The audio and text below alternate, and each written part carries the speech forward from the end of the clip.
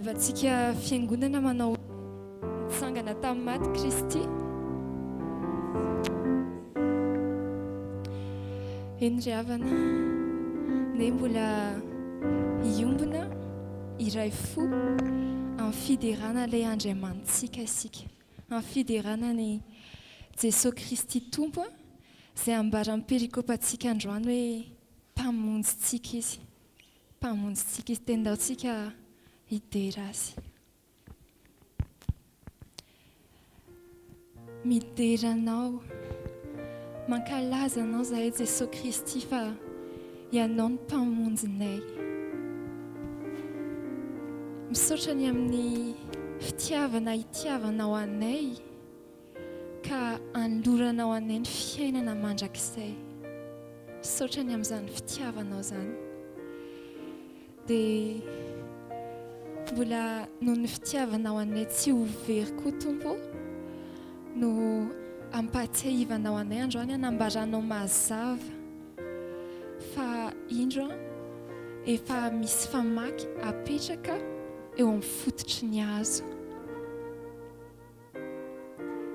Dia ianao ihany mpamonjy eo, ianao izay mpamonjinay no mbola ho avy hitsara anay. Efa hitanay Andriamanitra no nampiasanao zany famaky zany. Raha nampiasainao ny Romanina handrava ny firenena jiosy, tena hoe Andriamanitra tsy azo vazivazina ianao fa ho avy ianao hitsara. Dia misaotra ny amin'ny fampitandremana, tena hoe mideranao zahay. Dia tsy te ho kapaina zany famaky zany zahay Jesosy, fa omeo anay ny anana fifandraisana velona aminao, anananay ny fiainanao aty anatinay, mba amoazanay voatsara. Omeo anay ny fiainam-pibebahana, mba amoazanay vomendrika ny fibebahana. Dia tsy ho kapaina, tsy ho jinjana izay amin'ny andro iavinao, fa tena mbola feno fiderananao zahay ny amin'ny nampahafantaranao anay ny anaran-tsoanao, ny amin'ny androtsanao aminay ny fahasoavanao, ka mbola ampitandremanao anay anio. Dia terainay ianao Jesosy Kristy. Hey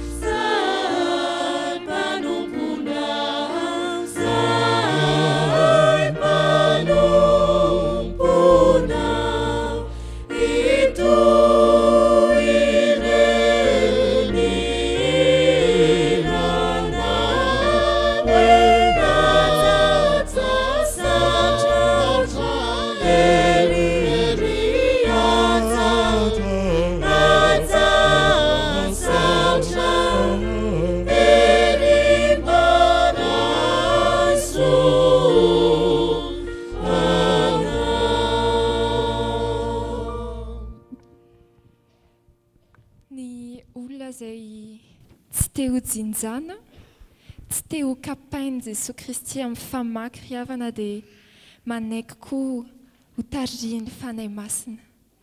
Dia ndeha mbola anantona ny tompo isika, mbola hisaotra azy ny amin'izany hafan'izany fa indrindra angataka amin'ny finoana ny fanahy masina. Ray malalo, dia rainay ianao dia rainay fa Andriamanitra velona ka miasa anatin'ny mpanomponao. Misaotra anao izay ny amin'ny ohatra Filipo. Dia tompo, tahaka ny Filipo, omeo anay ny anana fiainana voatokana ho anao Andriamanitray. Omeo fiainana voatokana hitoriana ny filazantsara ny fahasoavanao zahay. Omeo fiainana tarihiny fanahinao masina zahay. Mba tianay izany hoe zahay koa tarihiny fanahy masina. Tahaka ny Filipo, tianay ho tarihiny fanahinao masina zahay hanantona ny kalesin'ny olona, tianao hitoriana ny filazantsaranao. Izany tompo no atakay aminao amin'izao maraina izao. Dia tahaka ny Filipo ihany ianao no hanome anay ny teny hanomanana an'ireo olona ireo. Ianao hanome ny teny sy ny fomba hitenenana aminy. Feno mifanahinao masina izay Jesosy, dia miara-miasa aminay hanomana ny sain'ny olona handray ny teninao. Ianao hiara-hiasa aminay hanomana ny fony honenana izany teninao izany. Tena hoe miasa fanahy masina ho miasa aty anatinay. Dia omeo anay koa tompo malalo izany hoe ahita ny olona hanohy ny lalany amin'ny fifaliana izay rehefa avy niaona taminay izy. Te hiasa ho anao izay Jesosy Kristy ety an-tany, dia hanana antoka izay fahamantana any aminao raha izay miala ety.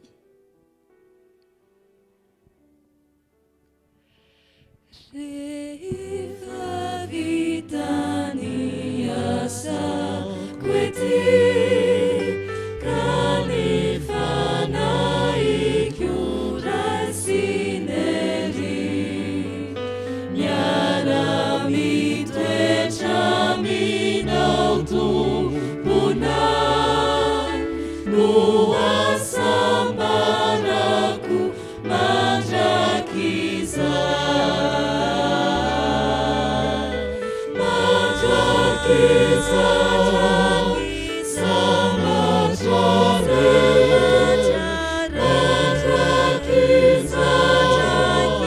Sama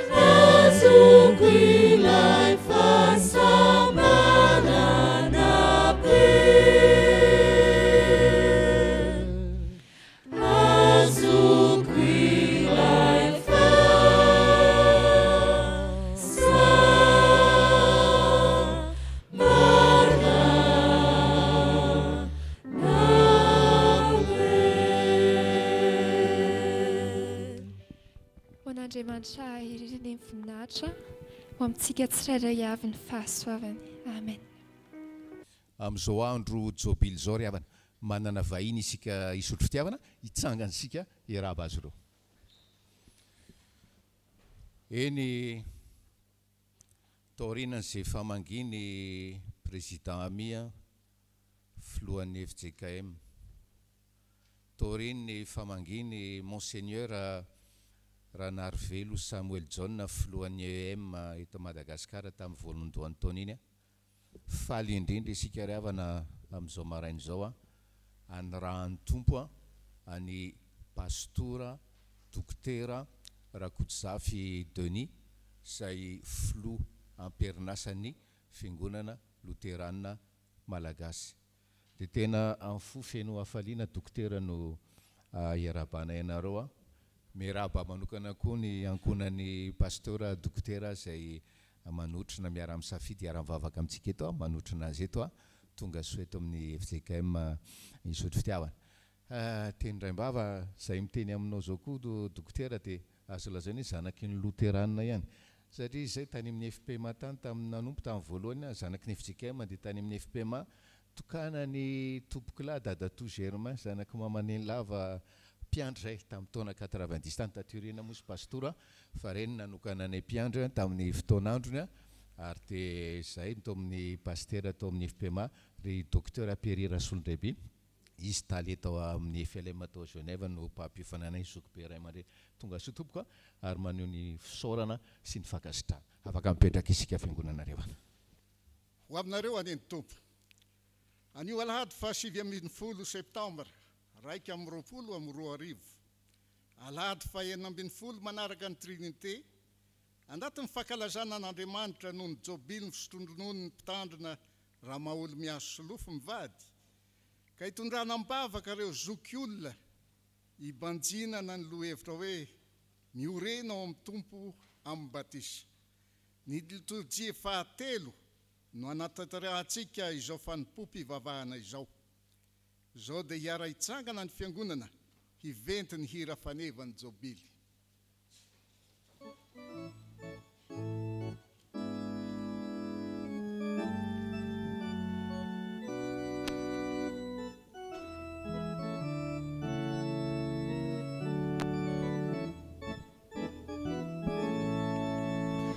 Rinazo famonjena fanavotany Kristi mifoaza miverena aizarelay fonauty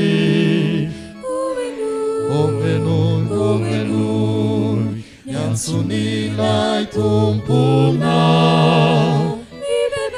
mibeba zay no fiangavinizao lay fitiavana voalohany tena tiako hiverenana kusukafizao ny fonifo ny didiko no tanterao.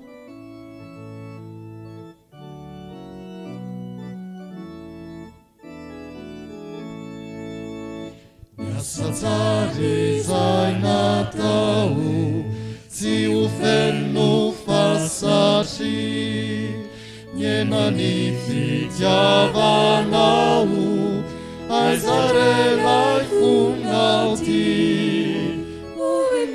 ovenoi niantsonilay tompona mibeba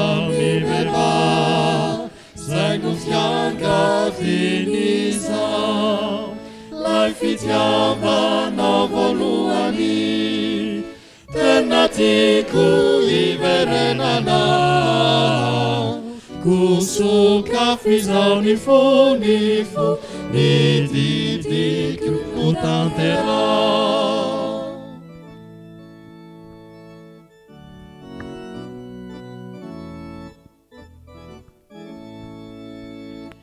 Oripino ni Turina sao mi vili laniti kianao tsy hovarina aizarelay fonao ty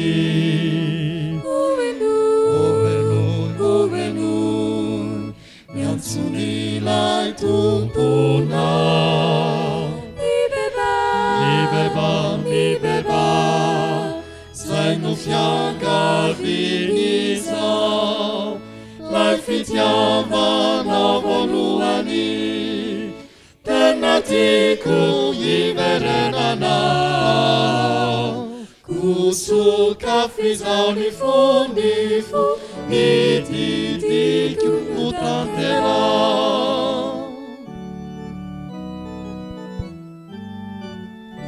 miverena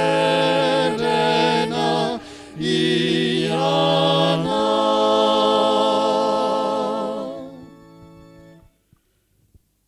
Hoan'izay rehetra malala an'Andriamanitra sady voantso no masina ho aminareo any fahasoavana sy fiadanana avy amin'Andriamanitra raitsika sy Jesosy Kristy Tompo.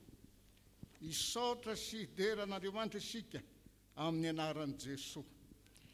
Isaoran'Andriamanitsika sy firenena ary asandrato ny fifidiranana azy izay mampitoetra ny fanahintsika amin'ny fiainana ka tsy mamela ny tongotsika mizozozo. Fa efa nizatoetranay ianao Andriamanitra, efa nanadio anay ianao tahaka ny fanadio volafotsy amin'ny efa nanapiditra anay tamin'ny fandrika ianao, efa nanasiatra mavesatra teo ambalanay ianao, efa nampandeha ny olona nitsaka ny lohanay ianao, nandeha namaky ny afo sy ny rano izahay, fa nitonga ny mivoaka ho amin'ny fitahiana mahatretrika ianao. Amen.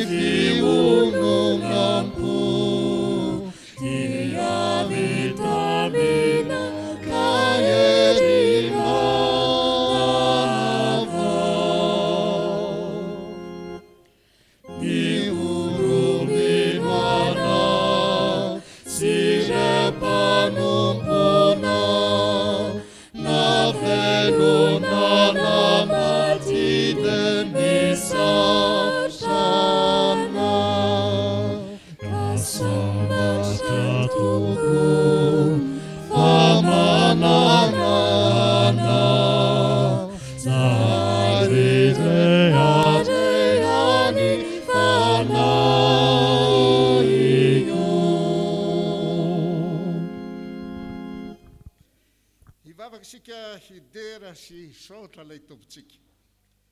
Ry Jehovah tomponay io, raha sy ny fisaorana sy fankalazana ary ny voninahitra tolotra ianao, izay vokatry ny fonay noho ny fitahianao anay, ka mbola hatrara anay izao fotoana iarahanay mivavaka aminao izao. Tanteraho ary amarino eto Tompo, ny teninao ny amin'ny fanatrehanao ny olona mivory amin'ny anaranao, fa mangetahetanao izahay. Ankasitrao Tompo, ny hataka rehetra iarahanay manandratra any aminao, mandritra izao fanompona masina izao. Amin'ny alalan'i Jesosy Kristy Tomponay. Amen.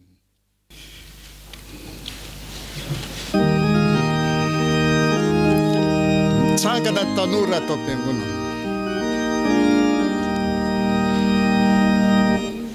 Sesoma manampia ni panompo kemina tsy hivily tsy ania fa anakatiana emalemy efalemy ezina. Ivavaka isika. Jesosy, ny teninao no aharinao fiainana vaovao ao anatinay, mitenena aminay araka ny fombanao, amin'ny anaranao Jesosy, amen. Ny avatra ho antsika anio ry ankizy tanora dia araka ny hitantsika amin'ny filazantsara araka ny Mateo, araka ny Mateo toko 7 andiny 9. Mateo toko 7 andiny 9. Mivaky toy izao zany amin'ny anaran'i Jesosy Kristy iarahantsika mamaky. Koa mamoaza vo miendriky ny fibebahana ianareo.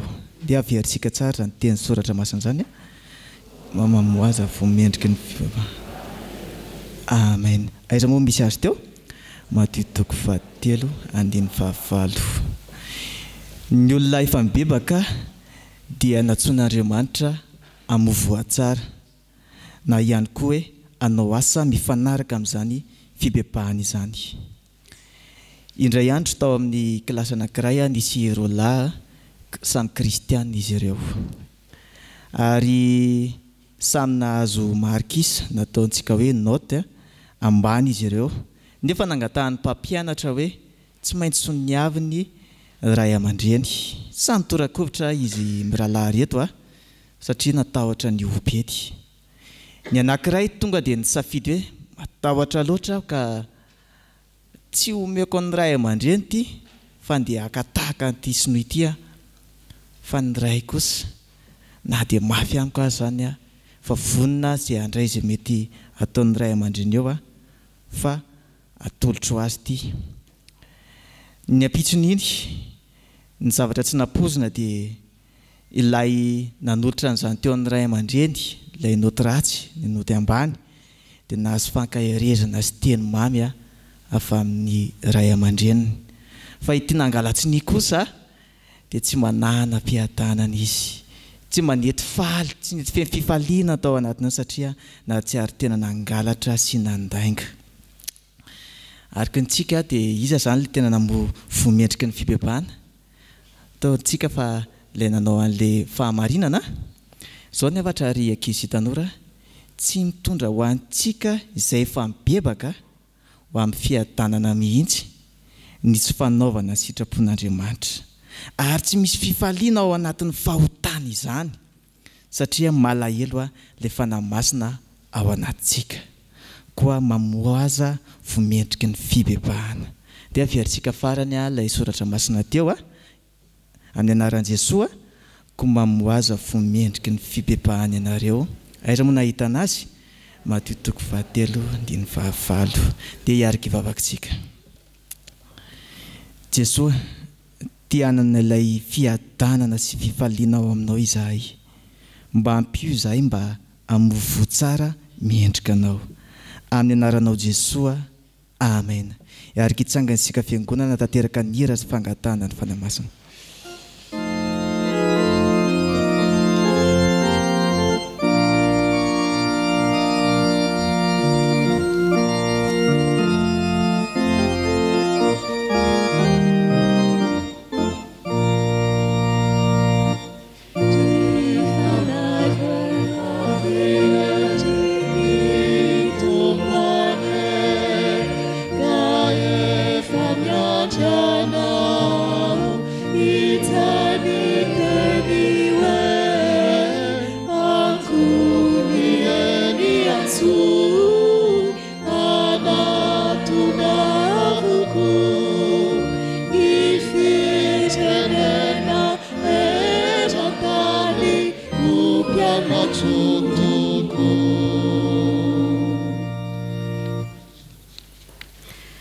Aokisika ivavaka.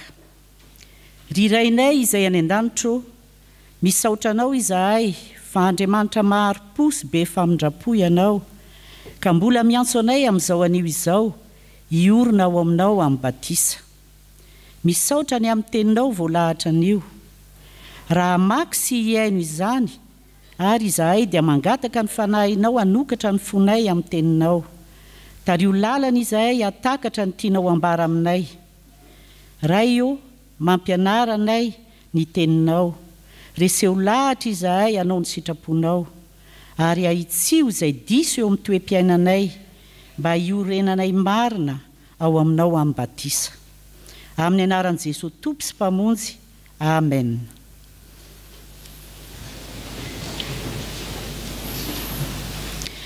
Hiaraka maky sy hiaino soratra masina isika ao amin'ny fanekena taloha. Boky ny Nomeria, toko 9, andininy 5 ka hatramin'ny 12. Rehefa hita dia ho vakiana amin'ny anaran'ny Tompo. Ary Jehovah niteny tamin'i Mosesy ka nanao hoe: alao ny Levita avy amin'ny zanak'Israely, ka diovy izy, ary izao no ataonao aminy hanadiovanao azy. Fa fahazo rano fanadiovana izy, ary saivo aratany avokoa ny tenany rehetra, ary aoka ho sasany ny fitafiny, ka diadio izy. Dia saivo maka vantotr'ombilahy iray izy mba amin'ny fanatitra hohanina fombany, dia koba tsara toto voaharo diloilo, ary vatotr'ombilahy iray koa no alainao ho fanatitra noho ny ota. Ary ento ny Levita ankeo anoloan'ny tranon'ilay fiaonana, ary vorio ny fiangonana, dia ny zanak'Israely rehetra. Ary ento ny Levita ankeo anatrehan'i Jehovah, ary ny zanak'Israely ametraka ny tanany aminy. Ary Arona dia hanatitra ny Levita eo anatrehan'i Jehovah ho fanatitra eva avy amin'ny zanak'Israely, mba hanao ny fanompoana an Jehovah izy. Ary ny Levita ametraka ny tanany amin'ny lohan'ny vatotr'ombilahy roa, dia atero ny anankiray ho fanatitra noho ny ota, ary ny anankiray kosa ho fanatitra dorana ho an'i Jehovah, anaovana fanavotana ho an'ny Levita.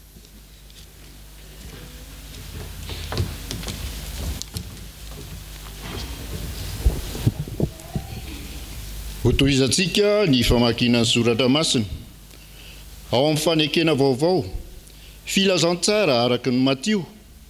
Matio toko 7, andininy 5 ka hatramin'ny 12.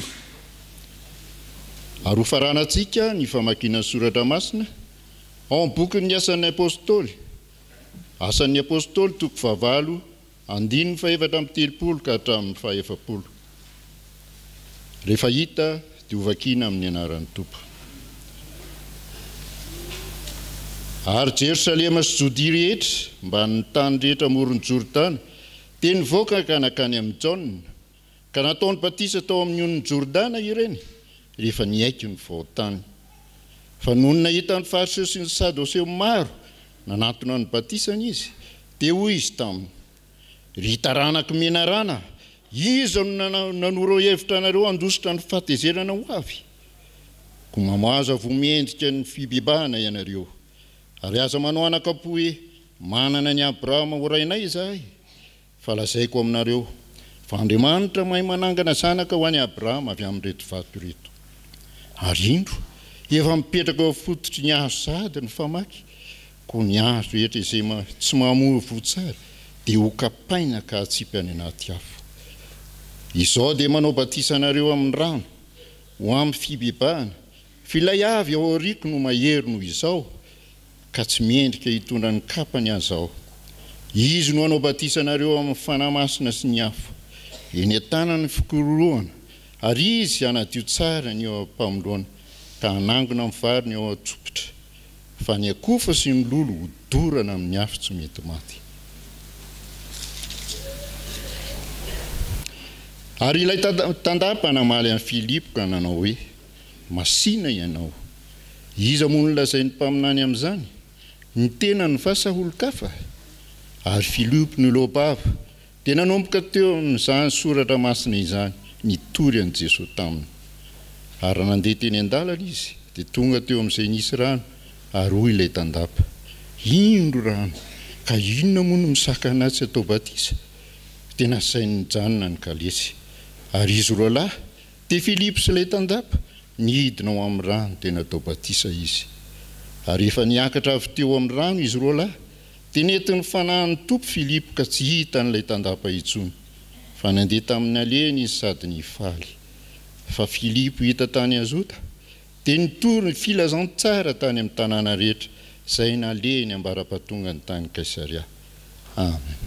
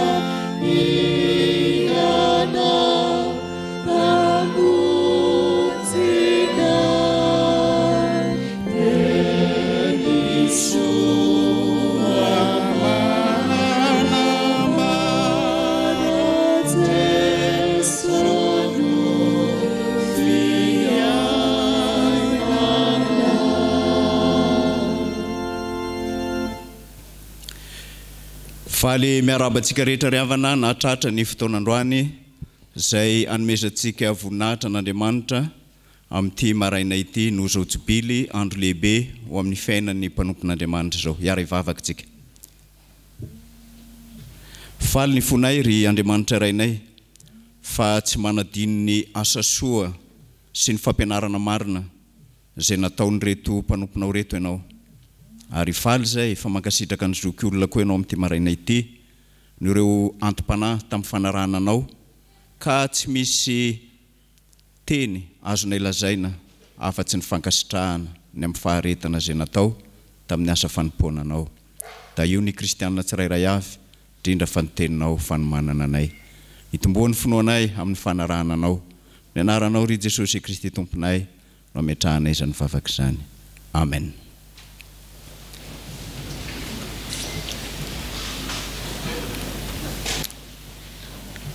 Tenin'Andriamanitra izay anjarantsika ry havana dia izay voasoratra ao amin'ny faneva dia ny Apokalipsy 2 ary ny 4 sy ny 5. Apokalipsy 2 ny 4 sy ny 5.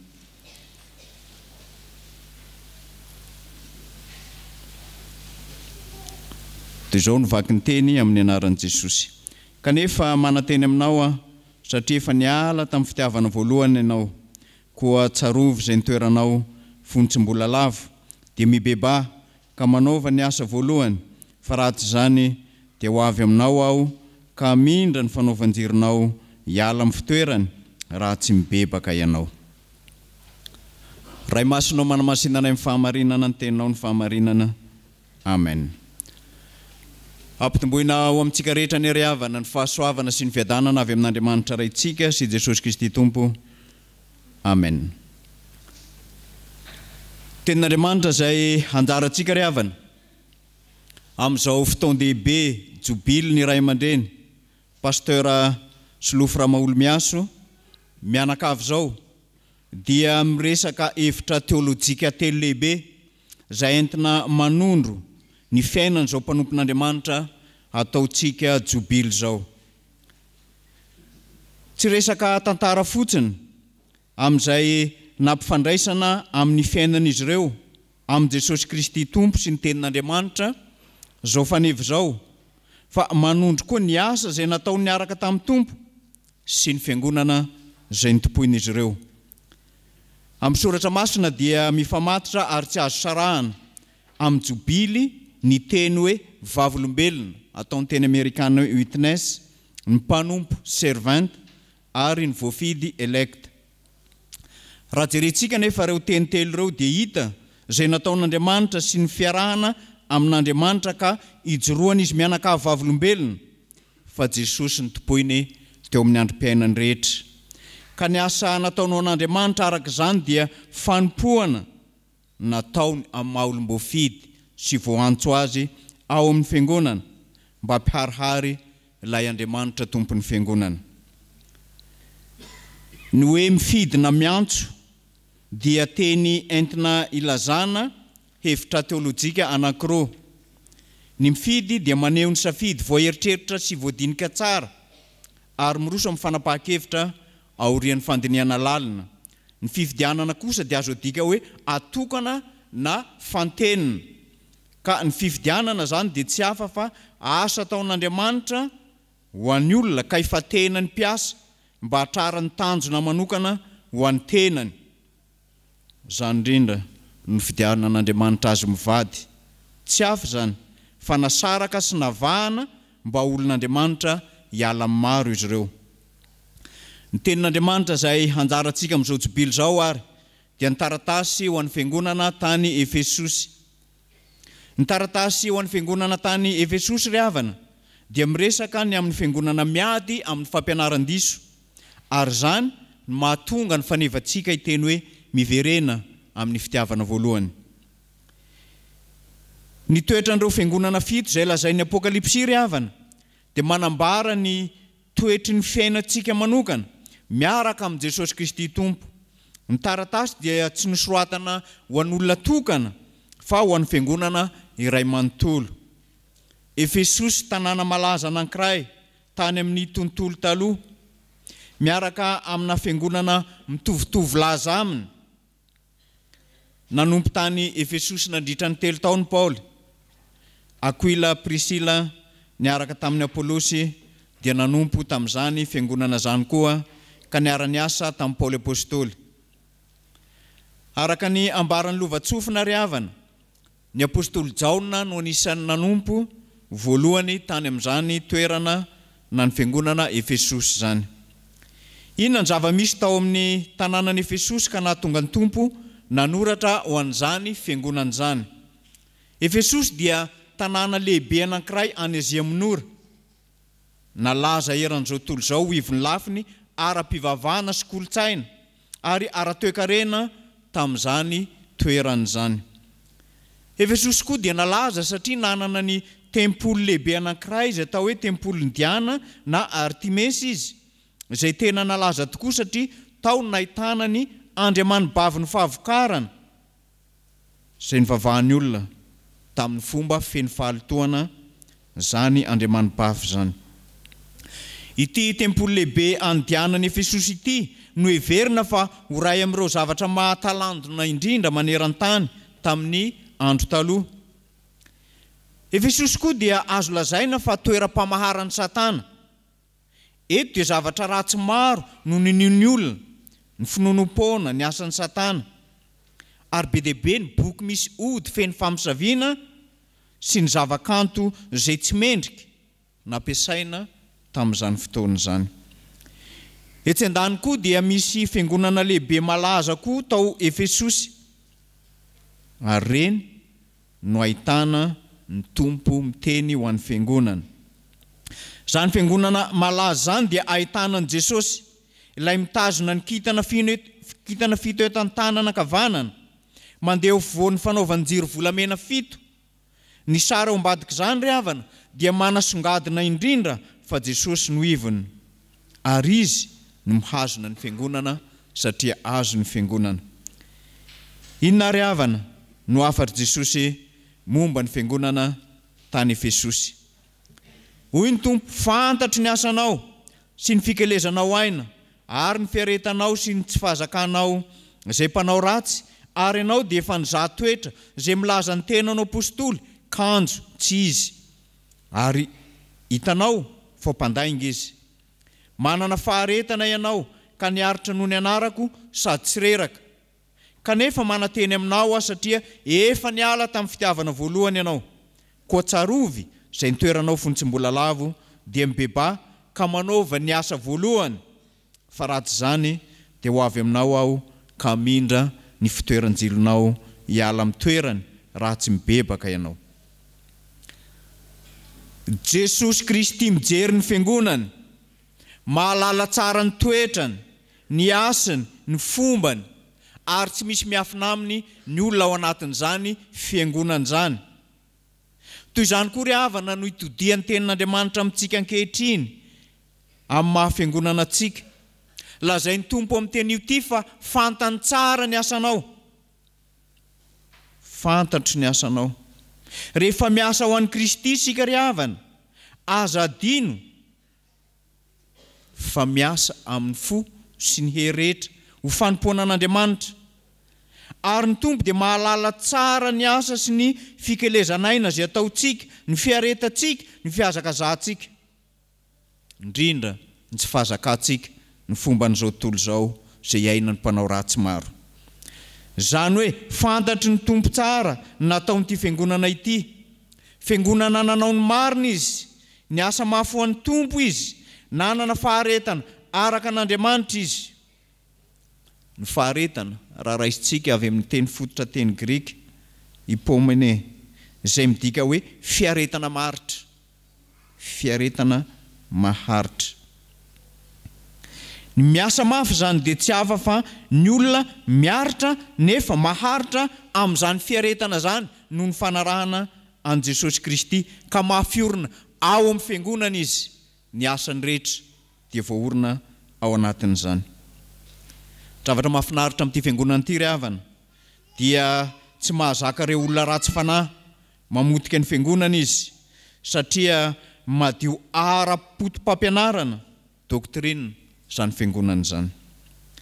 Nampitandrina ny Efesianina nefa Paoly ao amin'ny asan'ny apôstôly toko 20 ny 9:7 hatramin'ny 9:1 ka izy, fantatro fa rehefa lasa aho dia sy amboadia masiaka hiditra eo aminareo izay tsy antra ny ondry, ary avy aminareo ny pisahan'ny olona sasany mitoro teny tsy marina hitaona ny mpianatra anaraka azy, koa miambena ary tsarova.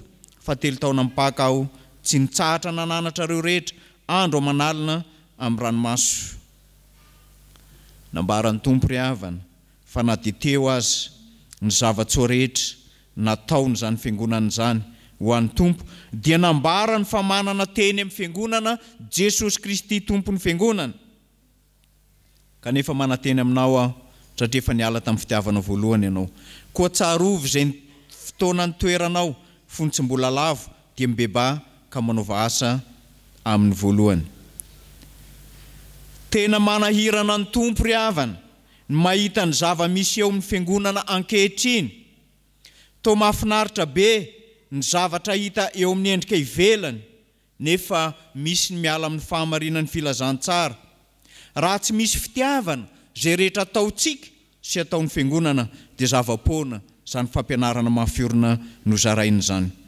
Zava-doza mantsy rehefa mangatsiaka ny fitiavana, zava-doza koa rehefa miharitra ny fitiavana eo amin'ny asa fanompoana an'Andriamanitra. Tena zava-doza rehefa malazo ny fitiavana hoentsika manompo ny namana.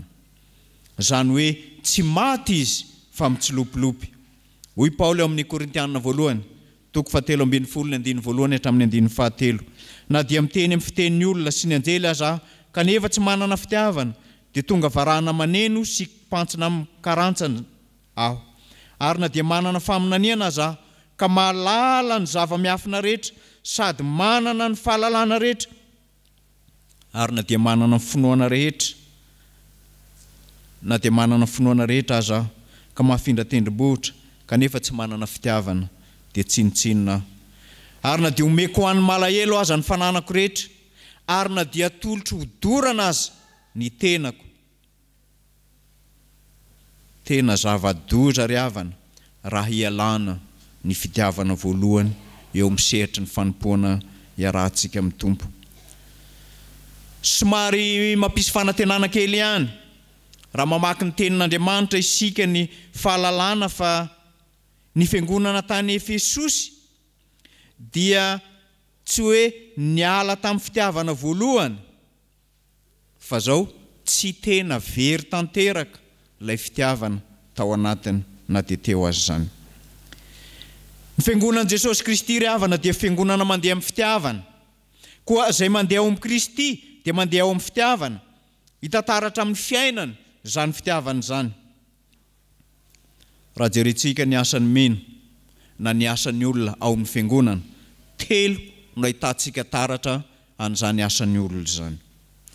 Voalohany dia hotsaraina araka ny asa nataon'ny olona ry havana, ka izay tsy nanao asa mendrika ny mahazanak'Andriamanitra azy fa nandeha tamin'ny fisainany nofiny ho amin'ny fahaverezana mandrakizay izy ary hanjakany fahafatesana faharoa. Zanak'Andriamanitra tsaraina satria tsy nanao ny asa mendrika ny mahazanak'Andriamanitra azy fa nandeha teo amin'ny fisainany nofo. Ny faharoa, indraindray ny kristianina dia misy manao asa tsara ihany sy mahasoa ihany kanefa ny asa fanompoana taony dia tsy avy amin'ny finoana sy ny fitiavana an'Andriamanitra.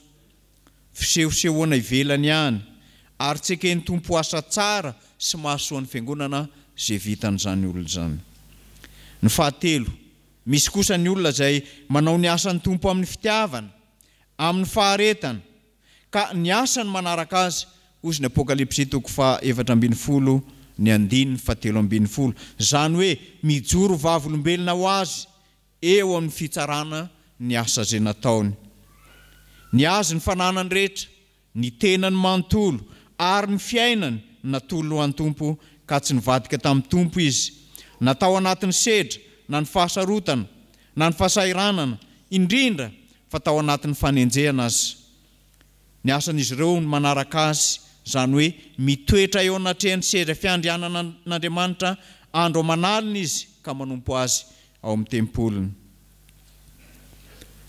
Fiangonan'i Efesosy, fiangonana madio ara-potom-pampianarana. Nefa na dia tsara aza ry havana ny fotom-pampianarana, tsy ao anatin'ny fotom-pampianarana madio, tsy misy fitiavana, dia mitsilopilopy sy maty zany. Ny fotom-pampianarana rehetra izay zaraina, izay tsy ao amin'ny Kristy, tsisy fitiavana, tsy ahitana ivony an'i Kristy, dia fotom-pampianarana maty rehetra zany. Ny fitiavana voalohany dia fitiavana mahafiorina. Ny faharoa dia ny fitiavana amin'ny rehetra. Ny fahatelo dia fitiavana amin'ny dedadeda. Ny fahaefatra dia fitiavana mafana, ary ny farany fitiavana matanjaka eo amin'ny fanatanterahana ny asan'Andriamanitra, vokatry ny fotom-pampianarana madio zarain'ny fiangonana. Raha jerentsika ny tenin'Andriamanitra anjarantsika androany ry havana dia toa mahita sary ny fanambadiana isika. Raha miresaka momba ny fitiavana voalohany ny tenin'Andriamanitra, ny mpivady vao mantsy dia manana fientanam-po mafana eo am-panomboana, mampiasa teny mamy rehefa miresaka, teny feno fanomezatoky, teny misy aina, teny velona ary fitiavana miorom-paka tsara. Maro mpivady vao no manao an'izany. Na ny olona izay mifankatia. Fa ny mifanotra amin'izany kosa dia ny fitiavana mandeha amin'ny fahazarana. Fitiavana sentetika zany. Tsy tena izy. Ary indraindray aza ambara fa misy ny fitiavana miofo. Raha hoe rehefa misy olona anankiray tiana dia miofo, manaraka an'izany ny fitiavana. Fa tsy maro-potitra. Ny sasany aza dia miorina amin'ny lainga ny fitiavana. Ao koa ny sasany izay mihamaty tsy kelikely ny fitiavany ary amin'ny farany tena maty ary ny olana raha tsy lalipaka intsony ny fitiavana.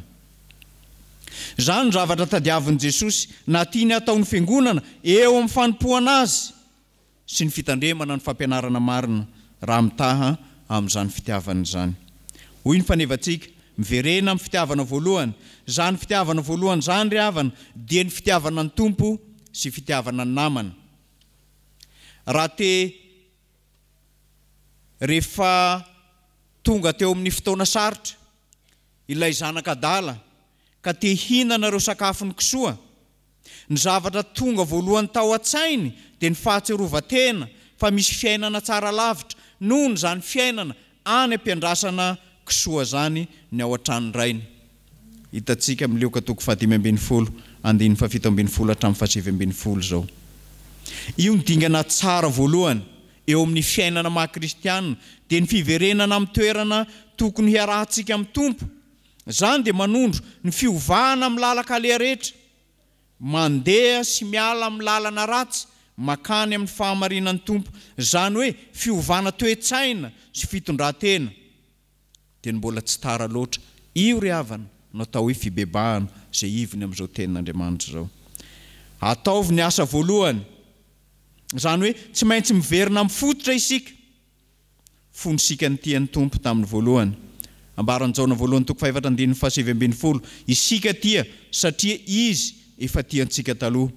Ary ny Jaona 7:5-5 fa toy izao ny tiavan'Andriamanitra zao tontolo izao nomeny ny zanany lahy tokana mba tsy ho very izay rehetra mino azy fa hanana fiainana mandrakizay.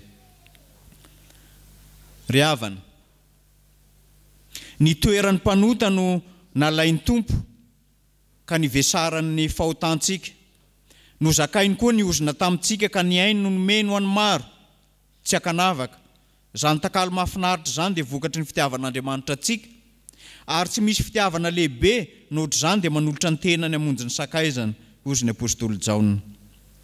Ny nanisan'Andriamanitra fahiny ny fahotantsika sy ny helontsika rehetra ho an'i Kristy no anisany ankehitriny koa isaina ao amintsika amin'ny fahamarinan'i Kristy ka mitondra antsika mpanota ho amin'ny fanakalozana mahasambatra. Farany ry havana, anisan'ny fiangonana misionaly ity fiangonana eto Isotry fitiavana ity. Ary anisan'ny fiangonana miorina amin'ny fampianarana marina. Efa nianarantsika teto ary efa nampiainana antsika ny fandehanana amin'ny fahamarinana. Fandehanana araka ny sitrapon'Andriamanitra, ny fandehanantsika amin'ny fitiavana amin'izay rehetra ataontsika. Indrindra fa ny fampianarana marina sy madio izay zaraina amintsika. Amin'izao androny jobily zao dia manafatrafatra amintsika ny tompo, miverena amin'ny fitiavana voalohany izay efa niantsoany tompo anao eto amin'ity fiangonana ity. Aza mandeha amin'ny fahazarana amin'ny fanarahana azy, aza variana amin'ireo fiainana feno fahafinaretana. Fa reny dia mitarika antsika ho any amin'ny lalana izay malalaka nefa koa mitondra antsika makany amin'ny fahaverezana. Miverena amin'ny fitiavana voalohany izay nampiorenana anao tamin'ny batisa ka ahafahanao niaraka amin'ny tompo nandritra ny fotoana lava ary mbola ampiorenana anao ankehitriny. Ary zany indrindra mamarina ny tenin'Andriamanitra ao amin'ny Deutéronomie 7:20 ny andininy 4:12. Lazay ny tenin'Andriamanitra amin'izany: ary aza miala amin'ny teny rehetra izay nandidiako anao anio, na ao amin'ny ankavanana na ao amin'ny ankavia, hanaraka andriamanin-kafa ka hanompo azy. Ry havana, ao amin'ny tompo rery ihany no ampiorenana antsika amin'izany fitiavana voalohany zany. Amin'izao jobily zao ary dia Jesosy Kristy tompo lohan'ny fiangonana mamerina antsika indray amin'ilay fampianarana marina mafiorina izay efa nizaraina amintsika. Lasa ihany ny saiko andeha hisotro ronono ny ray aman-dreny, ary amin'izany andehanany hisotro ronono zany dia misy fanontaniana apetraka amintsika ny hoe hoaiza ity fiangonana ity aoriana zany. Horavana ve ireo rehetra izay efa nambolena teto amin'ity toerana ity? Aiza ho aiza ny lalana alentsika satria efa napetraka teto ny fitiavana voalohany. Voninahitra ny ao an'Andriamanitra ray zanaka ary fanahy masina dray ahatra hatramin'ny taloha indrindra aharitra mandrakizay. Amen.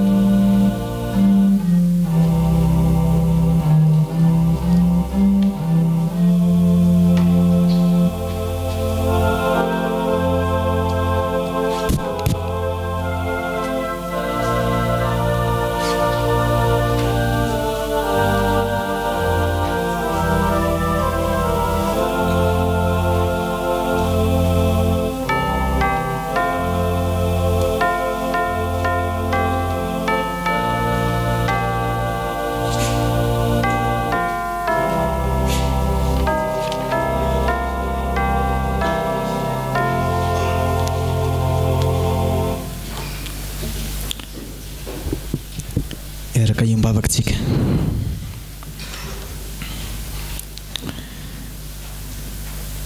Ry Jesosy Kristy tomponay, kasitrany ianao noho ny amin'ny teninao fa ay miariary eo anatrehanao avokoa ny aminay manontolo, ny asa fanompoana izay ataonay, eny ny asa izay tsy ataonay ihany koa aza, hitanao zany Andriamanitra. Menatra izahay fa matetika izay dia miasa amin'ny tsy finoana, mandeha amin'ny fahazarana fotsiny ihany, mahita ny nataon'ny hafa dia mamanao ihany koa, fa tsy manome izay tsara rehetra aty anatinay ho anao ilay Andriamanitra.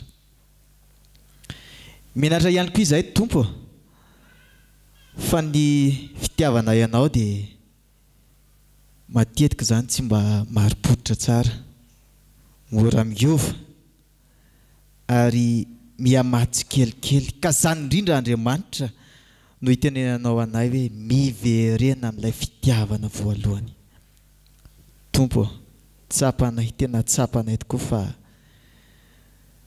eo amin'ny fiainanay dia miamangatsika izay indraindray, miamenmenina ihany izay ny fanarahananao indraindray, miakely ihany ny fitiavana ianao, dia hiverina izay Andriamanitra, indrindrandrindra tsy fonay hoe ho veriny fanahinay, indro ny fifonana mangina izay ataony tsirairay avy mba henozana ry Tompo Andriamanitra.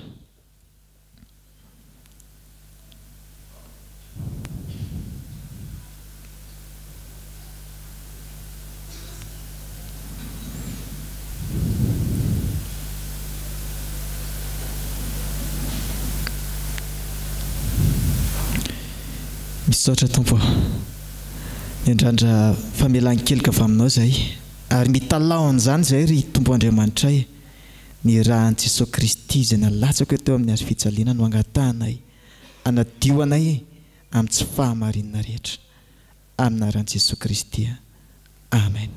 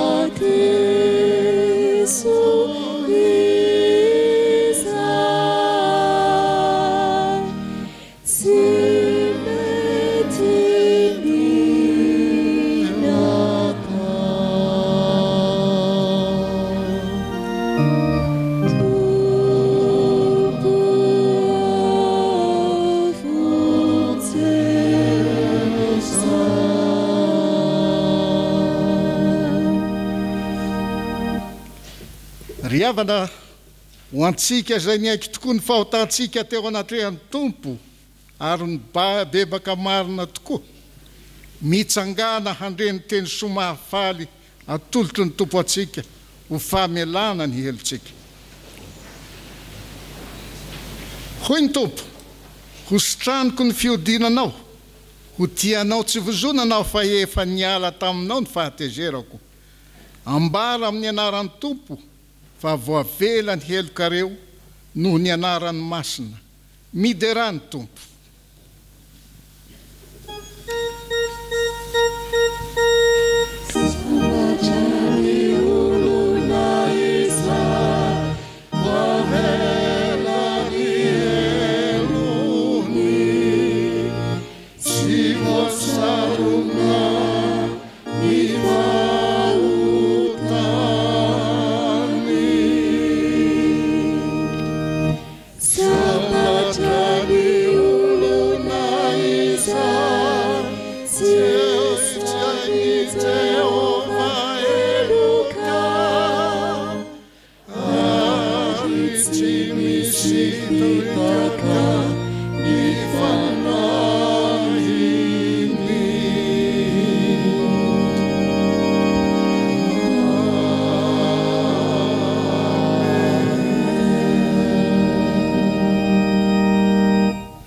Ho antsika izay voavela heloka dia andeha ambaratsika ampahibe maso ny finoantsika araka ny fanekempinoana laharana fahatelo. Mino an'Andriamanitra tsy toa izay mpanao ny lanitra sy ny tany. Andriamanitra dia fanahy, Andriamanitra dia fitiavana, Andriamanitra dia manotsaromo indrindra ka ho mandrakizay. Andriamanitra dia mampiseho fitiavany atsika, fa fony mbola mpanota isika dia maty amonjy atsika Kristy. Mino an Jesosy Kristy zanany lahy tokana tompontsika, tonga izy tsy monjy ny very, izy ny lalana sy fahamarinana ary fiainana. Izy dia tsy mivoamaly sy anio ary mandrakizay. Mino ny fanahy masina, izy no manambara ny fanahy atsika fa zanak'Andriamanitra isika. Fanahy iray ihany nanaovambatisanttsika rehetra ho tena iray. Ny fandresena izay mandrisina tsoto zao dia ny finoantsika. Tompo, ampindoi ny finoanay. Amen.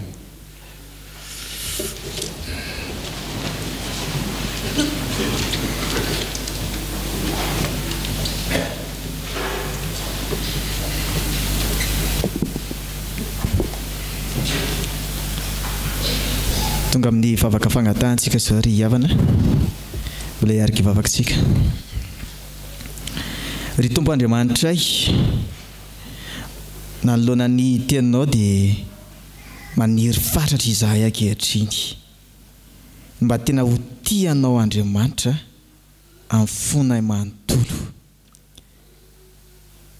Ampitsiry eo anatinay Tompo ny tena hoe ankatoanao, anajanao, ary aoka ny fifandraisanay aminao mba fifandraisana marina, mba fifandraisana tsy fombafomba fotsiny ihany, tsy fahazarana fotsiny ihany, fa velao Tompo mba hananana izany hoe relation personnelle, fifandraisana manokana aminao zany. Ary ampio izahay mefo tena tianao izay Andriamanitra, ataovy eo ambavanay ao anatinay mandrakariva ny ho tianao eny.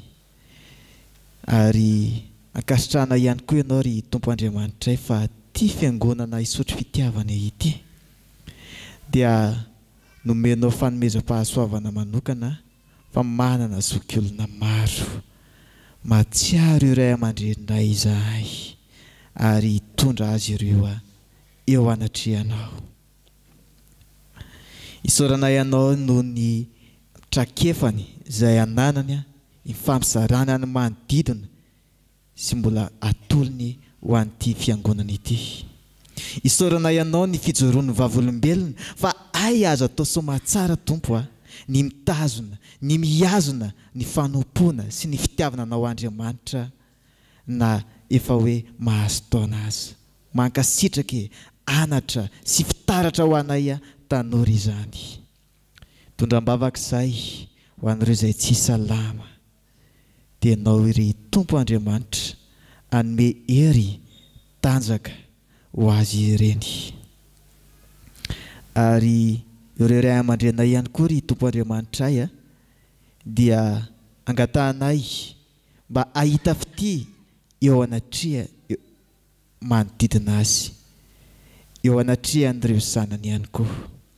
Ary ianao Jesosy Kristy Tompo anjaka eo amin'ny fiainana, mbola amirapiratra lavitra zay efa omenao ankehitrinany ireo zay efa talentany trakefany ananany mba anomezana voninahitra ny anaranao ry Tompo Andriamanitra. Eny mifavaka ihany koa zay ho an'ny komity ny jobily fisotronon-dronono. Anefa ny sitraponao tokoa an'izy ry Andriamanitra, ianao mba hanolotsaina, hanolotra ny fahendrena, hanome hery izay rehetra ilain'izy ireo, mba mio azy ny saina hatakatra ny tena sitraponao ao anatin'izao hoe fankalazana ny jobily fisotronon-dronono zao. Ary apetraka aminao ihany koa Tompo araka ny tianao tao hoe andeha zany mpitandrina eto an-toerana anao ahoana ty fiangonana ty. Tompo Andriamanitra manana olona manan-karem-pahasoavana maro be ianao. Eny ianao mba hanolotra mpitandrina zay hitanao fa mifanentana amin'izao fitandremana izao, hitondra azy mandrakariva ao amin'ny arena ara-panahy ao aminao Jesosy Kristy Tompo. Ny vavakay dia atao amin'ny anaran'i Jesosy Kristy akambanay amin'ilay vavaka izay nampianariny manao hoe Rainay izay an-danitra, ho masiny anaranao, ho tonga ny fanjakanao, atao ny sitraponao ny tia-tany taka ny an-danitra. Meona an'io ny anasazo anay ary mamelana ilokay taka namelana azy amin'nika taminay, aza mitondra ny fakapanahy fa manafana ny ratsy anao fanjakana sy ny hery ary voninahitra mandrakizay. Amen. Faly miaraba ny fiangonana amin'ny anaran'ny Tompo.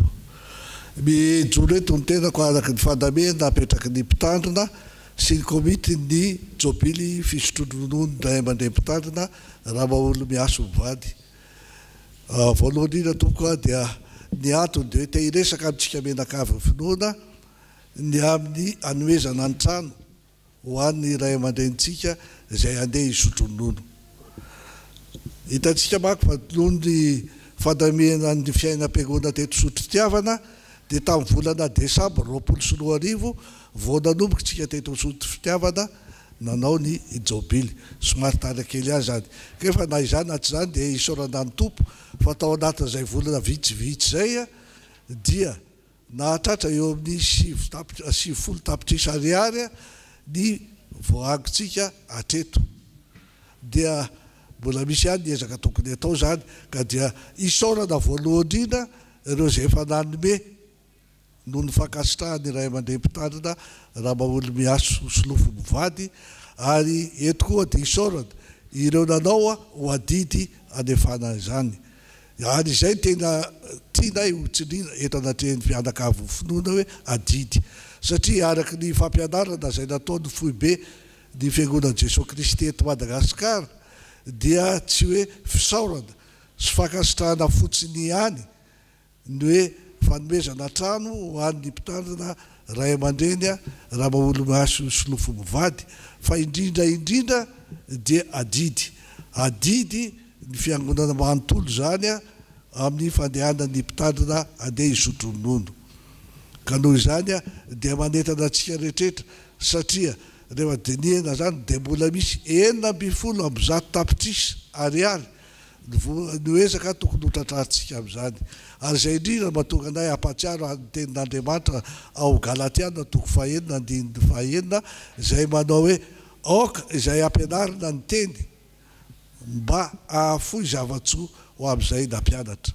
Izany rehetrarehetra zany no anentanana antsika mpianakavy finoana anefa ny adidintsika ho tsaroantsika ary tokony ho tsaroantsika ny fahasoavana avy amin'Andriamanitra tamin'ny alalan'ny mpanompony dia ny mpitandrina raha maholo miaso mivady zany ny any afatsika ny adiditsika rehetrretra satria atsika rehetrretra mpianakavy finoana manontolo izany adijafa tsy an'olona vitsivitsy ihany tompo koa dia manentana atsika rehetrretra manatratraratsika le sisa tavela dia ny 150 tapitrisa ariary tratrarantsika dia manantena tompoka ny fandraisantsika rehetrretra anjara mavitsy indrindra amin'izany fanefana ny adiditsika izany dia ho an'Andriamanitra reny ihany voninahitra amen.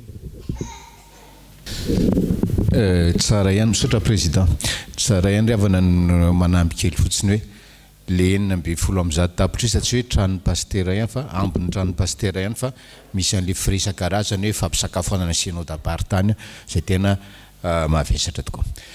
Tiako ihany mampafantatra satria andro jobily riavana anio tsy eo tatilandy tsy eo satria namitadidy any Moramanga izy namonjy nanatrika ny fionambe ny Dorcas zany dia any izy ankehitriny mamita an'izany adidy zany.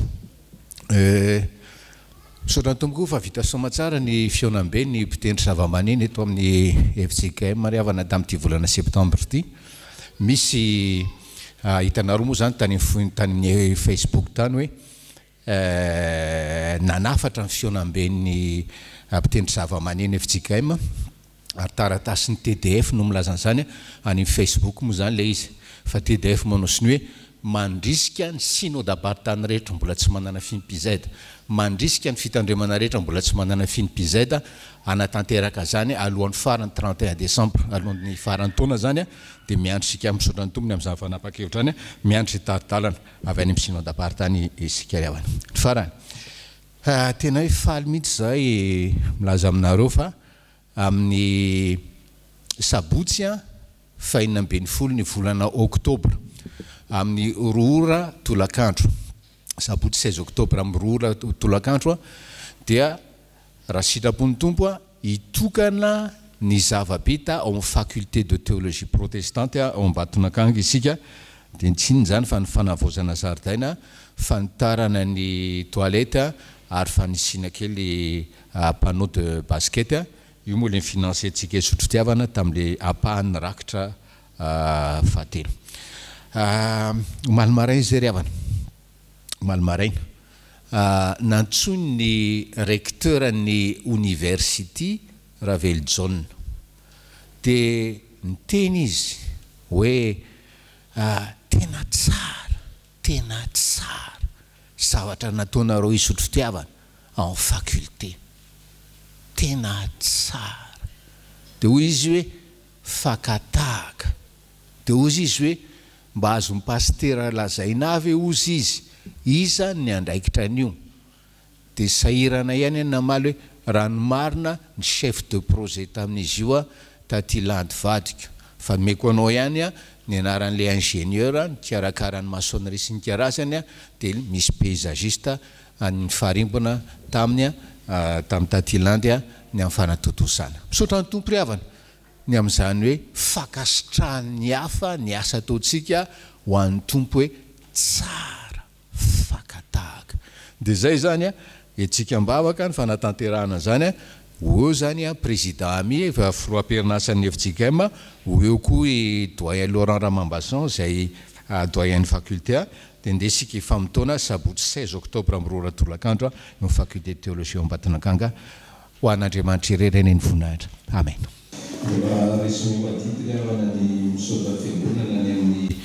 Namalina rony antso raha nametraka le hoe tetikasa akanjo ho an'i Jesosy isika riavana hoe tetikasa anateran'izay manana akanjo roa akanjo anankiray hitsimbinana sy olona mandalo anaty fahasaranana vetivety na fahasaranana maritra hitsimbinana ihany koa ny mpianatra ery amin'ny faculté de théologie ery Ambatonakanga misaotra ny amin'ireo olona efa nanatitra akanjo sabotsy vitsivitsy zay tena hoe ampolony maro tena misaotra riavana dia ny pahatseko sabotsy maraina amin'ny sivoka hatrambroambefolo mandavataona ny fanaterana ho an'izay afaka manatitra ary ny alatsinainy manomboka amin'ny roambefolo ora sy sasany ka hatramin'ny 5 ora sasany no fizanan'akanjo atao mandavataona ihany koa zany amin'ny alahady ny ampitsony alahady voalohany amin'ny oktobra isika no manomboka mizara fa zao aloha isika mbola manangona tonga eo amin'ny fotoana ny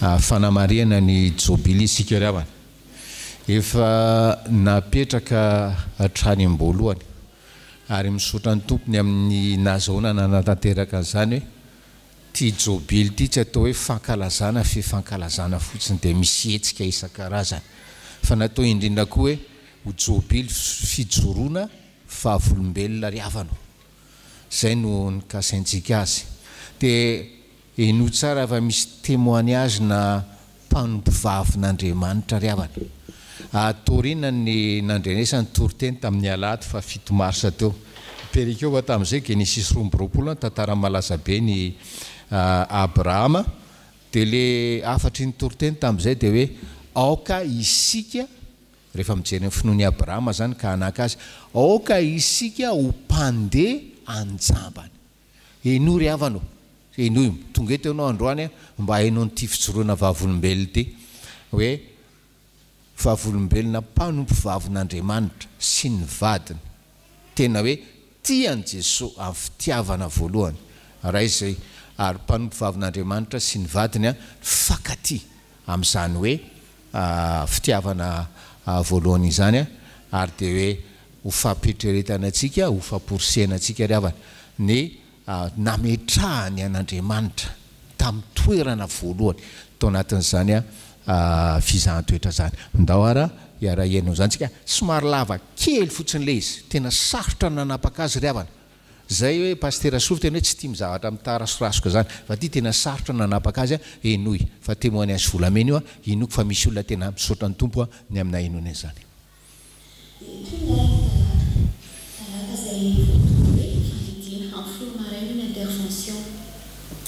teo amin'izay azy nanomboka avy ny fampahirizana rehetrarehetra dia teo dia nampiarina tokoa ilay toriteny hoe aoka ho mpandeha anjamba isika tsisy afa-tsy izay tao anatin'ny lohanay indrindra tao anatin'ny lohako dia efa teneny foana izy hoe dada aoka ho mpandeha anjamba isika hoa dia aza matahotra fa momba ny tsisy ady varotra ao aminy dia ny zodako mivady mpiandry dia miasana no izy talohan'ny idirana boloky dia izany indray nanatanteraka tena nanapa-kevitra nanolo tena hoe fady ihany dia nanatanteraka fifadikana tamin'ny tontolo andro io dia vokatr'izay dia vonina tanteraka izay hiatrika ny fandidiana miatrika ny zavatra rehetrarehetra zany satria efa miaraka amin'ny tompo dia efa napetraka teo aminy ny herinao tompo hoe nentina hamakivaky fa izay tsy manana entina olana io dia tonga tao amin'ny teo am-piandrasana amin'izay raha tonga tao amin'ny salle de préparation dia nanontany amin'ny vadiko hoe aiza zao satria efa manomboka efa somary nerveux kely na ohatrany tsy maintsy misy kely izay dia niteny azy hoe dado zao re tena hoe mandeha anjambany dia tsy misy minina fantatro tsona manombo kely fa dia mandeha anjambany tsika hoa dia niantso moa avy eo ny tompony andraikitra hoe ndao amin'izay ary ho izy dia nataony anestesie takitra ho niteny mivadiko hoe tompo matoky anao dia tsy misy miniminina reko tsony izy nitantara izy taty aorina dia teo izany dia fantatra hoe tsapanay fa nanasy be dia biany ny herin'Andriamanitra namakivaky ny herinandro rehetra izay nidiaviny mieritreritinay hoe tena sarotra teo amin'ny fiainanay dia tonga ara ny tao amin'ny opération efa encours ny opération dia le docteur moa zany izay miandro ivelany eo dia le docteur miandro amin'ny salle d'attente dia mivezivezy miandro mivezivezy ny docteur mitady anay misy an'izao tsy hitandray hono misy dossier tsy hita hono any cliché scanner zany ilaina zao dia zao nefa na izy efa any amin'ny zareo daholo zany hoe izay zany ohatra mitsakako hoe ohatra ny fanakorontanatsaina ataony asany devoly dia tany dia mipanika teo dia tonga taretra mitsy sara dia kanjo moa dia miverina dia ohatra nisy vahaolana ihany hoe matozy izy milamina amin'izay ianao fa mipampahery zany mipiaraka ny garde atao dia hoe matotsy ny anjo tsony zareo efa misy vahaolana afaka ohatran'izay afaka kelikely indray fanafody milapina seringue donc madama iaraka ozy izy le interne midina tany amazy tany pharmacie dia ianao amin'ny efa tena tsy hitanao tsony izay atao e fa atao hoe Andriamanitra zany mba hoe tena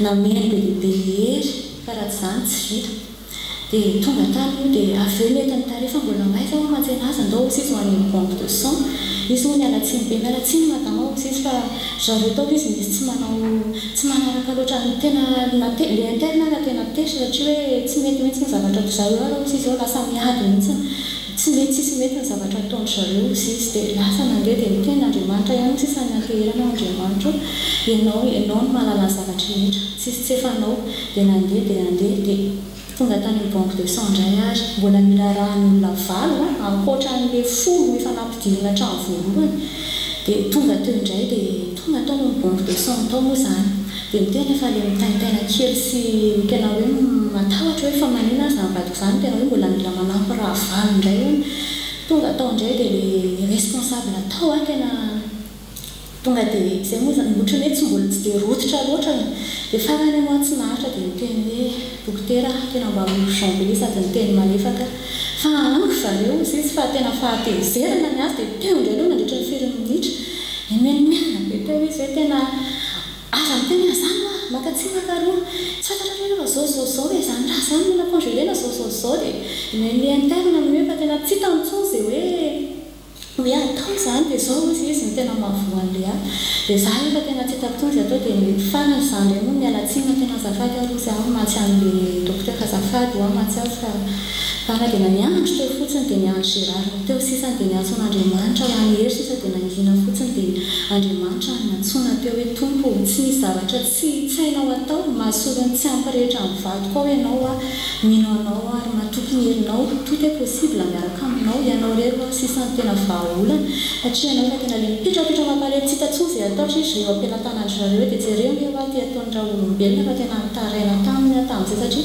hofaty ao ihany ty vady koa satria raha izao opération zany efa encours inona ny raha efa mandehibe raha anomonana azy nefa tia dia adiny firy izy mbola mitabataba teo dia tena hoe tsy tena fi misy 5 minitra tena maromaro ihany dia Andriamanitra nandeherana dia tena ndre mizotra arak'izay le izy fa izy no mihay azy tao mino azy zany dia fa mino ahy fa izy nasolo tokoa le zavatra nilaina rehetra nandritra ny fotoana perte de temps rehetrarehetra dia tao moa zany dia efa tonga tany any misoma tsara le raha tonga ny ora tamin'ny adiny 5 teo izy tamin'ny 12 miditra tao dia tamin'ny 15 vao mivoaka ny bloky dia faly aria tonga dia vao mivoaka ny dokotera zany mitondra azy dia efa faly dia mitsangana izy miaraka aminazy izy dia mitsangana dia efa feno faliana hoe vita soma tsara le izy dia voninahitra ho an'Andriamanitra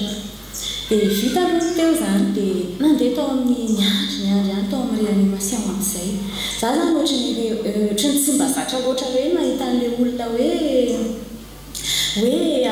natry ny tena natrehana be hoe tena miditra bloky dia miditra réanimation dia feko fa tonga teo dia hoe vita ny ady zany tena hoe avitra le vady kanjy tonga tao amin'ny réanimation tao vao tena oza hoe vao tena nitolona mbavaka tsisy miditra amin'izay fa adiny firy tao amin'ny réanimation tsisy miditra amin'izay fa avokoa zavatra lazalazain'ny olona rehetrarehetra fa tena ohatra hoe te hiresaka amin'Andriamanitra tsy te eo izay resaka be an'le olona eo fiainana fiainany tontolo andro sy ny fiainany hatramo izay dia farany le zobavy le ravaviko ampanambadiana ny teneniko hoe ndao antsika hivavaka fa tsisy miditra amin'saiko tsony zany zavatra tenenina sy amin'izany dia nandeha teo mivavaka dia tao amin'le salle d'attente teo dia teo amin'izay nandeha daholo raha maty dia maty ao amin'ny tompo raha velona dia velona ao amin'ny oro tompo dia nandeha fotoana dia tonga ny tamany amin'ny 10 alina dia conscient tsara izy ary dia navita tonga dia nanoratra hoe ndanatso miantso azy zany dia tena faly zany mbola le mikosa nandro manalina nitady fanafody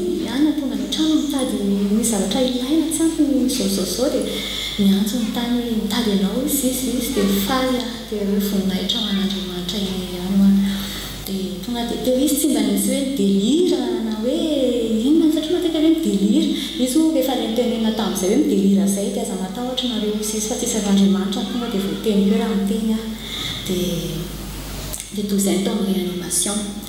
Dia tonga indray moa zany nipitsiny fanomandra io satria izay fa tena mipressen'ilay tany amin'ilay banque de sang hoe tsy maintsy fonareo raha io sady tena betrobetrobe tsy maintsy fonareo raha io fa manao hémorragie be io anareo izy fa tsy maintsy tsy mahazo tsony zany hoe tsy mahazo tsony zany raha lo tsy voasoa iny ary dia tsy ampy ny olona hoe amin'ny raha zany dia nanolo tena man'Andriamanitra nanolo tena zany nanolo tena hoe tena napetraka amin'Andriamanitra hoe aleo zany anankiray dia teo moa zany dia fa ohatran'ny somary gaga ny olona zany satria mifanaraka hoe tsy mahazo mananona ny olona fa gaga dafizana be tsy mahazo manao an'izany fa mahafaty torana dia teo aby dia za moa nipitsiny lakamisy maraina efa tsy tanako tsony ny fifaliako dia nandondona tao amin'ny pasteur hoe Sozon vaovao misy an'izao dia avelona avy tany amin'ny hôpitaly avy eo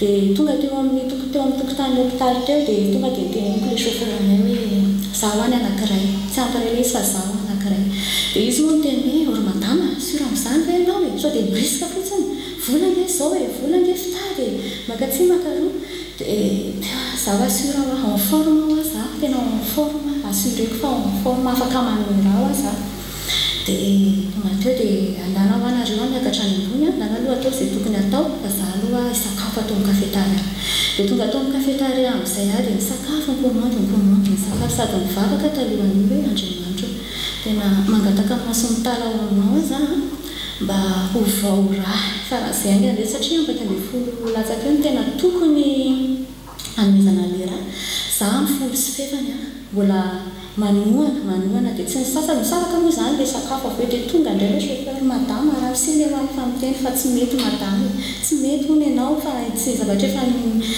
fa tsy ninakanina nivezivezy tsy natory dia oza mantsy anazy hoe zao ateny aminazy aza miteny amin'ntsony aloha fa hiakatrany rehefa avy misakafo eto andresy lahatra azy ao mantsy an'le chauffeur dia nanaiky le chauffeur amin'ny farany dia vita ny sakafo dia lasa nandeha miakatra tany amin'ny chambre dia tonga tany dia izy mbola voasaiky teny nena manina aoka aloha aza avy miteny mihitsy aloha fa zaho efa avy tany amin'ny pasteur be rdbb hoa za fa aza matahotra ianao fa io efa netiko ampinoana io finoana mitondra nanao amin'ny zavatra io dia aza matahotra matokina Andriamanitra efa feno rbbb hoa za avy any amin'ny pasteur dia farany izy nanaiky hoe eny arozy izy sady mitsika izy dia eny arozy izy satria tsy navelako miteny mihitsy izy zany io mbola anisan'ny joroko vavolombelo io fa ny finoko nasezika any amin'ny finoko mitondra nanao an'io fa vita io mantsy anazy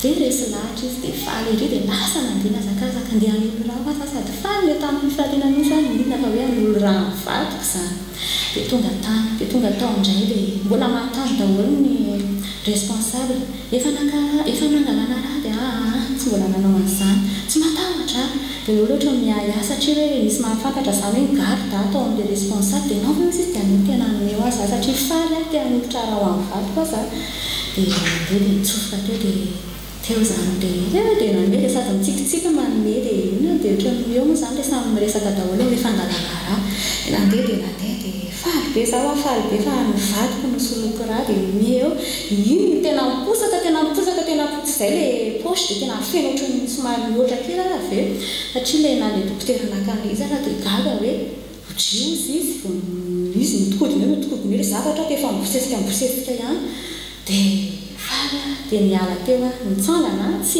naninona tena en forme tsara na le dokotera raha no mijery dia hoe nanaona izay sava tsara ho azy tena sava mihitsy sady faly mbola faly dia lasa mivoaka amin'izay dia anao no mandrosaky dia satria rehefa ao arinan'ireny dia misy atolotra kely ao amin'ny zareo biscuit dite kely dia tonga tao aloha dia misakafo kely tao aloha dia tsy naninona zay sady nitsangana ihany hoe aloha zany dia amin'izay fa tsy androko tsony fa mainka ho any amin'ilay vadiko hitantara amin'ny zava-misy efa teraka ho any zavatra rehetra mantsy tonga tao amin'ny chambre dia hitanao vita le izy ho amantsy azy tonga tany dia taorinan'izay tamin'ny alakamisy io mientsy dia ny pasteur koa dia misy an'le teny izay nanafarany mbola namelo mbola anay koa no fanantenana dia mbola nanantena feno hoe be dia be foana zany izay nandritra ny fotoana izay nalaina tao amin'ny romanina moa izy io toko faefatra dia mifavaloan'ny folo ka hatramin'ny faraka amin'ny roapolo dia momba ny mbola fanantenana dia nanantena foana zany izay ninona zany nandoa dia nanantena ny tompo teo foana dia nalamin'ny tompo ny zavatra rehetra. Dia niherinary ny andro nandalovan'ny tsidian'ny pasteur anay dia iny koa izay fa tonga tao aminay professeur hoe afaka mandeha mivoaka ny hôpitaly nareo dia faly ery izahay sady fenomery hoe tena mahagaga mahafinaritra rehetra miaraka amin'ny tompo tena mahafinaritra dia teo dia samy faly daholo hoe tena mahagaga fa efa tena hoe sarotra hozy izy fa tena afany miaraka amin'ny tompo tena hoe nivonjeny izahay zany tena hoe tsapa tanteraka mihitsy tena niasa mahery ny tompo dia vita hoe zany izay dia efa nohody soma tsara tany trano dia isan'andro dia tsapanay fa tena hoe miady tsara mihasalama isan'andro ny fahasalamany dia ny ao an-trano koa efa manomboka ny lamina tsara daholo manaraka izay koa dia faly izay tena hoe faly satria eo teo foana tompo teo foana tompo ny antsakazanay tsy manana azy dia manaraka izay dia nandeha fotoana efa nihasalama tsara izy dia 10 jours après nasian'ny professeur Anvers izay manao contrôle dia teo dia sady naka ny valina analyse tany amin'ny labo zany dia tonga tao amin'izay izahay dia tsy nampozinay ny interprétation le professeur atao hoe tsy nampozinay mihitsy satria tsy eritreretina hoe ao amin'ny toerana tsy fifanjevona be io no miteny izy nanantany izay nivohainy mivalopy dia nanantany izay hoe afaka mbaza avy amin'ny professeur avy interprétation dia nolazainy dia latsahan'ny fanahy masina nareo izy dia gaga be zahay sady tena faly hoe latsahan'ny fanahy masina dia naveriny ihany avy eo hoe tena mivavaka nareo izy izay tena mivavaka ozy izy dia teo izay zany tena talantsina tena mahagaga loatra ilay asan'Andriamanitra tena mahagaga dia tena faly izay nivoaka avy tao satria niaretina ary dia tena hoe nianatanteraka fa tsy misy hoe namindra tamina tova hafa indray fa dia hoe tena hoe afaka tanteraka dia faly izay nivoaka ny braony zany sady feno fifaliana tena hoe fananiany indray ary izay mivady tandreo indray sao dia tonga dia miridana be miasa indray na ohatr'izao fa dia tena zara ozy izy tena faly daholo izay miditra ny trano na inany ankizy ara tena tonga dia faly daholo tonga tao an-trano dia ny farany moa zany dia nakeo arany ny fanakorontanan-tsaina nataony devoly iny tsy maintsy misy foana surtout hoe mandalo fizantoetra satria fa izay mihitsy n'le izy dia navoaka n'Andriamanitra mpandresy miaraka taminy izay satria tena nametraka hatramin'ny voalohany zavatra rehetra tena hoe ninona ny tranga tsy nisaraka taminy ninona fanalelengelena ny devoly na resaka dossier na resaka fanafody vezivezena takin'iny dia navoaka n'Andriamanitra mpandresy izay dia manarak'izay ara moa dia ny vokatr'izay zavatra izay dia lasa te hiplaire foana an'Andriamanitra ianao dia ao an-tsaina foana le afatra pasteur hoe mety aiza reo en contact foana amin'Andriamanitra dia voninahitra ny eo an'Andriamanitra irery ihany. Amen. Hiroso amin'ny fankalazana sika raly zanany Claire dia miomana Rabako Malala Marie-Louise.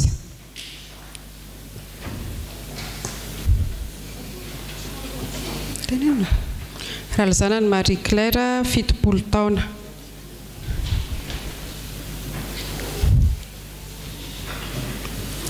Rabako Malala Marie-Louise Arandria Manantena Léon Germain 70 taona.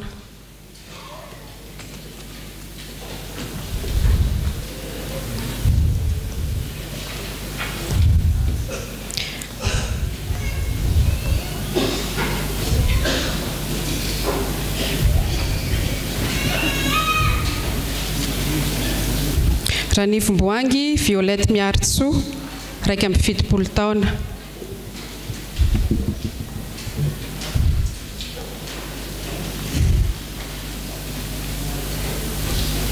Miomana Razanadrasoa Louise. Razanadrasoa Louise 70 taona. miomana Rasoary Sojanne.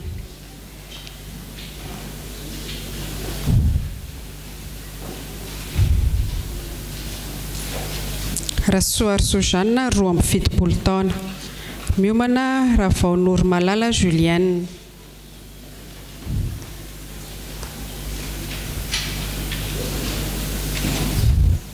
Ravaonoro Malala Julienne 27 taona. Miomana Razafindranosy Yvonne.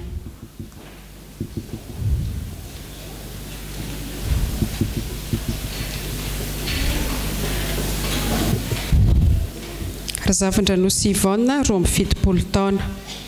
Miomana Andriamitombo Jacqueline.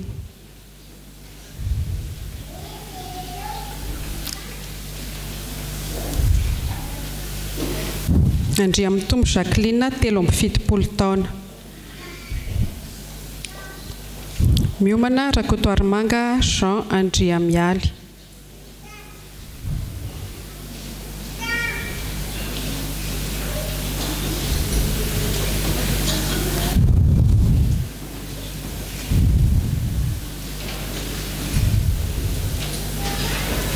Rakotoarimanga Jean Andriamialy 37 taona. Miomana Rambaloery Jean José.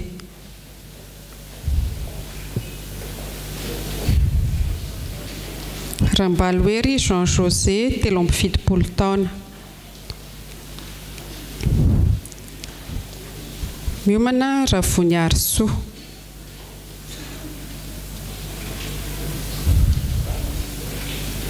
Ravoniary Soa 37 taona. Miomana Andriamitombo Emmanuel.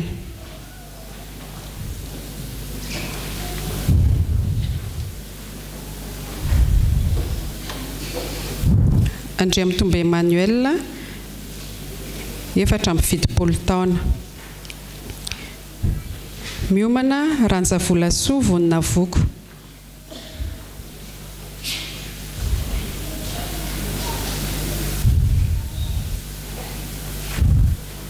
Ranjavolasoa Voninavoko 70 taona.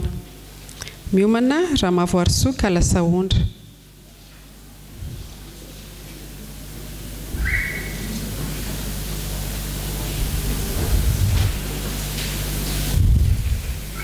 Ramavoarisoa Kalasaondra 70 taona. Miomana Rambintsoa Prosper.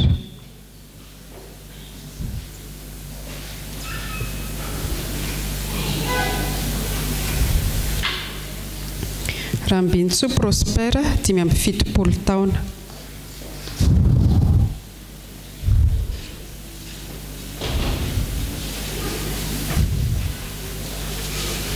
Miomana Randrenarivelo Solofo Désiré Harrison. Randrenarivelo Solofo Désiré Harrison 70 taona. Miomana Razana Bakovony.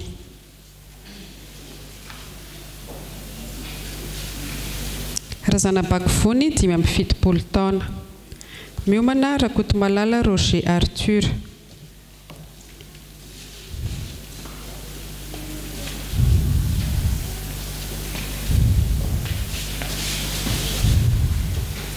Rakotomalala Roger Arthur 70 taona. Miomana Rambintsoa Elisabeth.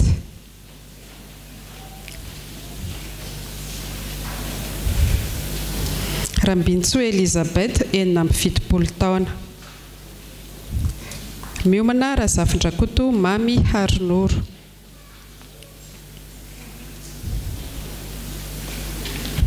Razafindrakoto Mamy Harinoro 70 taona. Miomana Andriambola Ajasoa Armand.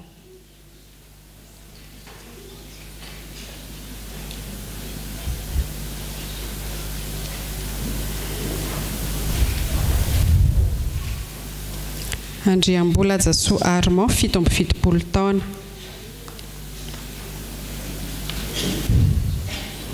Miomana Randriamanalmanana Frédéric.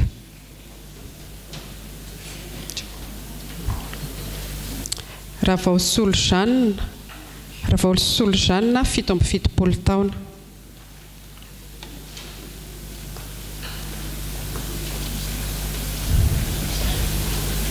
miomana raha Arjona raha Sandinirina Vololona.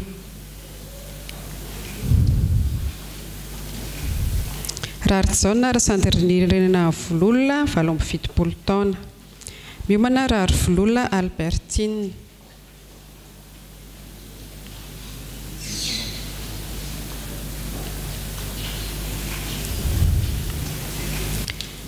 Raha Vololona Albertina 20 taona. Miomana raha Tompo Arsoa raha Zafimahefa.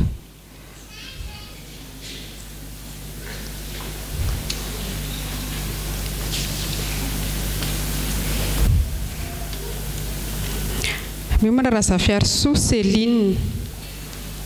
Raha Zafy Arsoa Céline 20 taona. Rasolofa Jeanette angamba.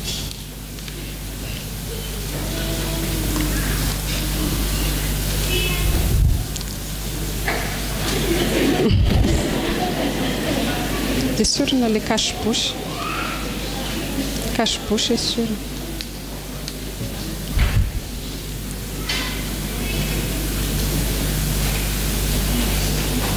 Raha Zafy Arsoa Céline 20 taona.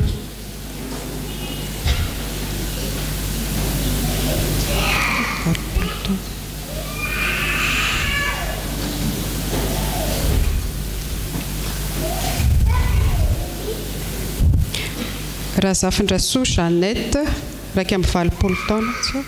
Raha Andrena Solo Célestin 20 taona.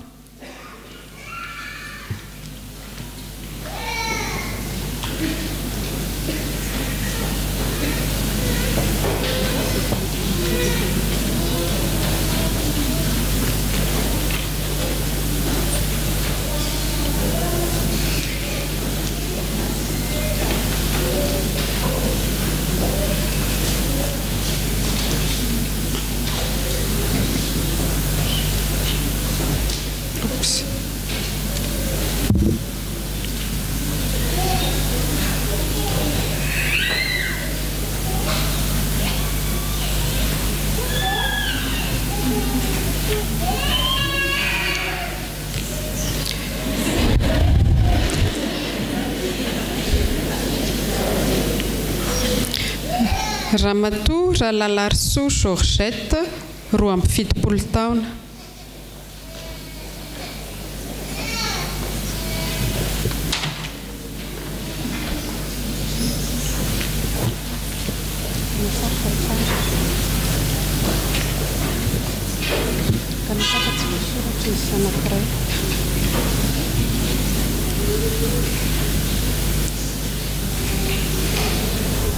Alef Mura live.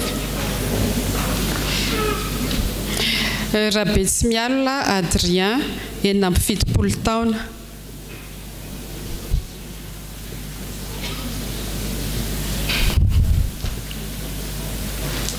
Alef rehefa avy eo akana sary fotsiny.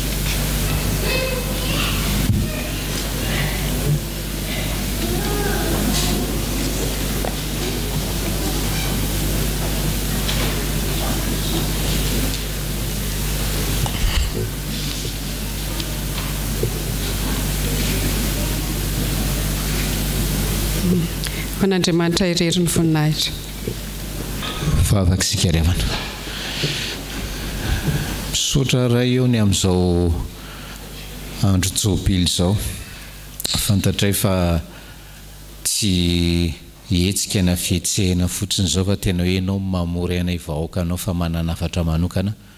Misaotra ny amin'ny hafatra nampitondrainao ny mpanomponao tao. Misaotra ny hafitsoroana vavolombelona ary mbola indray tsy izay fiangonana miray saina miray fo mametraka reto ray aman-dreninay reto eo ambany fahasoavanao.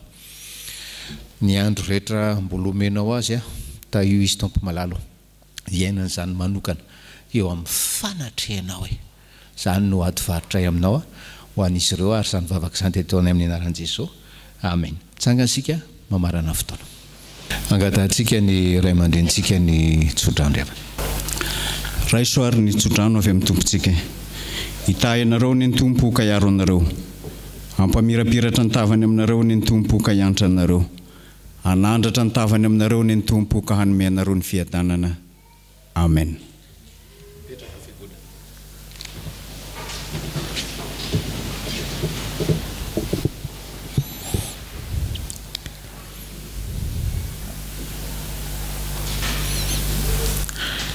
Ho an'ilay Andriamanitra velona irery anie ny voninahitra amin'ny anaran'ny Ray sy ny Zanaka ary ny fanahy masina.